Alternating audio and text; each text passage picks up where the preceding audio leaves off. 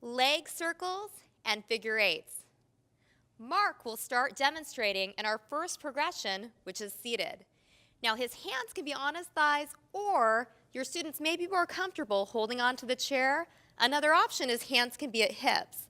The important part here for your students is that their hips stay nice and level, and one hip doesn't hike way up. Go ahead and hike a hip up, and then come back down. So we want to keep the pelvis level. Now, Mark's going to take his leg. He's just going to make a small circle with his foot on the ground, and then he's going to circle, so he can circle and then circle back in. So he circles back and he circles back in.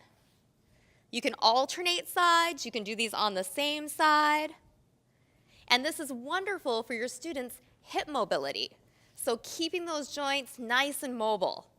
Now he can also, instead of a circle, make a figure eight with his foot. So he's just drawing an 8 on the ground with his toes.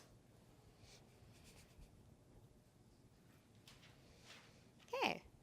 Moving to the next progression, we're going to come up standing. We have light chair support. So he's going to be on the side of his chair.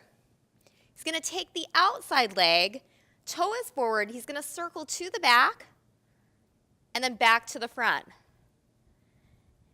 Now, what's important here for your students is that they keep the inside leg nice and sturdy and strong, as well as an upright body. So think puppet on a string, right?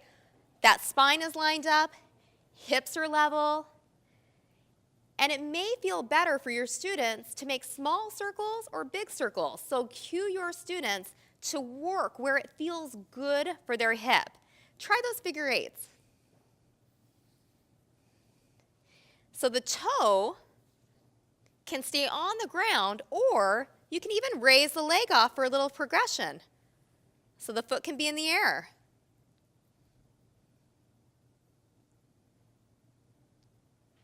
Now standing, obviously you'd have your students come around to the other side and do that with the other leg. But we're going to move over to Darcy as we progress to freestanding. So she is standing tall. Remember, hands can be wherever your students need them for balance. She's going to find that 1 foot balance first, stabilize. Then she's going to draw circles to the front and back. So it's like making a half circle here. Even thinking of maybe drawing a circle with your toes in the stand. Now she has the option of lifting that leg up off of the ground.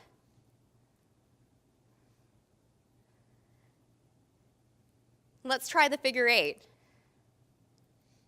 So making that figure eight, the toe can stay on the ground, and it may tap. Your students may tap down a few times. So just it's hard. This is a hard one.